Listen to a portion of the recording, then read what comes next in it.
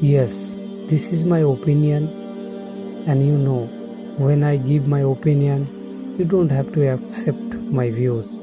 I claim the Dajjal has already taken the control of mosque in the entire world. Let me explain this subject bit by bit. When you go for salat, any masjid in the world, now they talk about face mask, vaccine passport, or Dajjalic social distance. Dajjal took the control of masjid or mosque with his awesome deception power.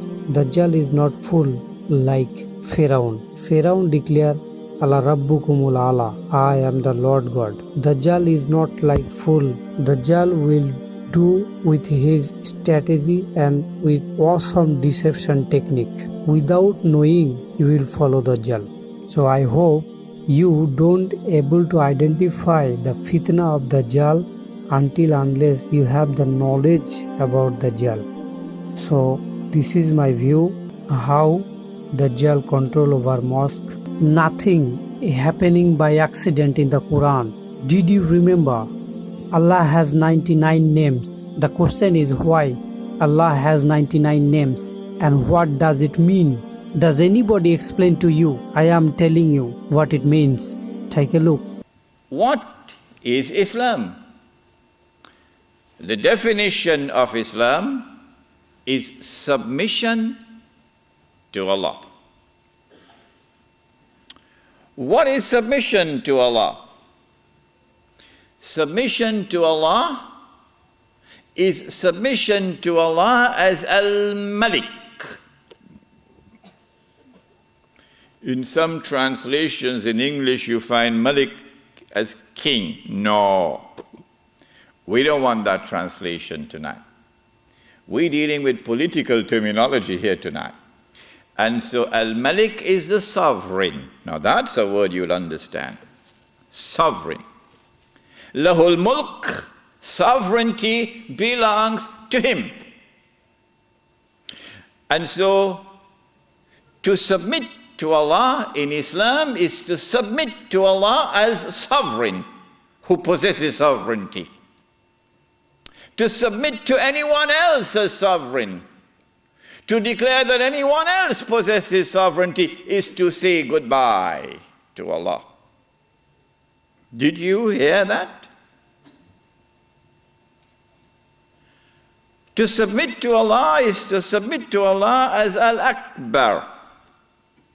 And He reminds you that He is Al-Akbar. Because every time you perform salat, you cannot move in salat without Allahu Akbar. Al-Akbar is the one who has supreme authority. For a Muslim to submit to anyone else and recognize his authority as supreme is to say goodbye to Allahu Akbar. Islam is to submit to Allah as Al-Hakam. The 99 names, this is one of them. Al-Hakam is the lawgiver, who not only gives the law, but his law is the supreme law. And when he makes something haram, it must be enforced as haram. And when he makes something halal, it must be enforced as halal. And so anyone who submits to any law other than Allah's law as the supreme law has said goodbye to Allah subhanahu wa ta'ala as Al-Hakam. This is called, in the political terminology of Islam, this is called shirk.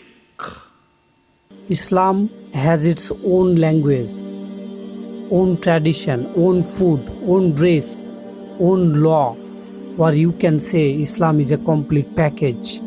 Now look how Antichrist Dajjal replace almost every single law of Allah with the Dajjalic law. Just look around you where many law doesn't recognize Allah is the Al-Malik. The question is how Antichrist Dajjal do it? Through the secular states and the government. Today, I will not talk about the abandonment of Hajj. It's already taken place, you know that. Only the sheep and the cattle do not know the abandonment of Hajj. Only those who have eyes to see. Most Muslims have not studied the Quran as it is explained Gog and Magog. They will now pay the price for that, neglecting the Quran. And now they are unable to understand the unique world today. The Quran and the Sunnah does not require one to have a vaccine passport to enter a masjid for salat. It is haram to mandate such a request. Any imam or committee imposing the above should be ostrated. Do not submit the face mask as a condition to perform salat.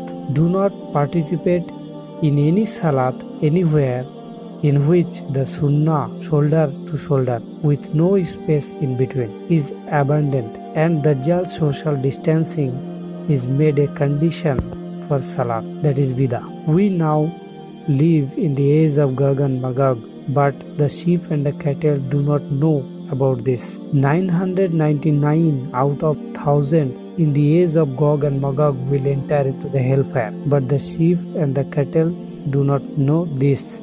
Now you decide, you want to be in the camp of Gog and Magog or you want to be faithful to one God.